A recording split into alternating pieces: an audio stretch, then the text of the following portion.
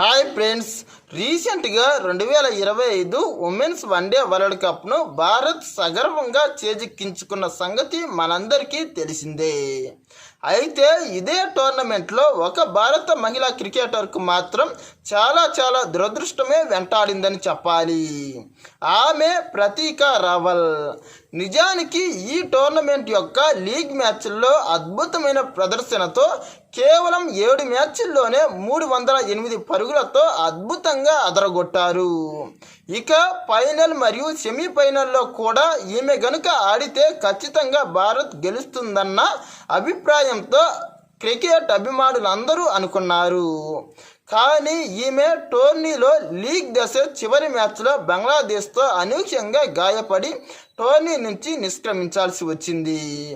ఇక ఆ తర్వాత ఈమె స్థానంలో వచ్చినటువంటి షఫాలి వర్మ ఫైనల్లో అదృష్టంతో అద్భుతమైన ప్రదర్శన చేసి మ్యాన్ ఆఫ్ ది మ్యాచ్గా నిలిచారు. ఇక దీంతో ఈమెకు టోర్నీ నుండి నిష్క్రమించడం వల్ల ఫైనల్లో గెలిచినటువంటి టీంలకు ఇచ్చే విన్నింగ్ మెడల్ మాత్రం లభించలేదు. ఎందుకంటే ఈమె గాయంతో టోర్నీ నుండే పూర్తిగా నిష్క్రమించడం వల్ల ఈమె స్థానంలో వచ్చినటువంటి షఫాలి వర్మకు ఆ మెడల్ ఇవ్వడం జరిగింది.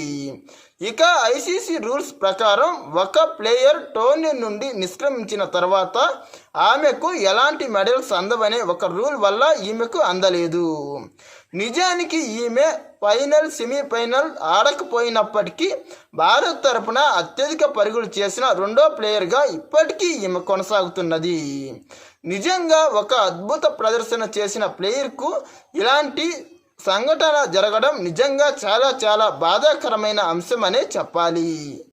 అసలు చివరి లీగ్ మ్యాచ్లో న్యూజిలాండ్పై అద్భుత శతకంతో భారత్ సెమీఫైనల్ చేరిందంటే ఈమె పాత్ర కూడా చాలానే ఉంది. కానీ మరి అలాంటి గొప్ప క్రికెటర్ ఇలా అర్ధాంతరంగా టోర్నీ నుంచి అసలు తీవ్రమైన గాయంతో నిష్క్రమించడం చాలా బాధాకరమైన అంశమనే చెప్పాలి. ఏది ఏమైనా ఆమె ఆట మాత్రం భారత అభిమానులను ఎంతో అలరించిందనే చెప్పాలి.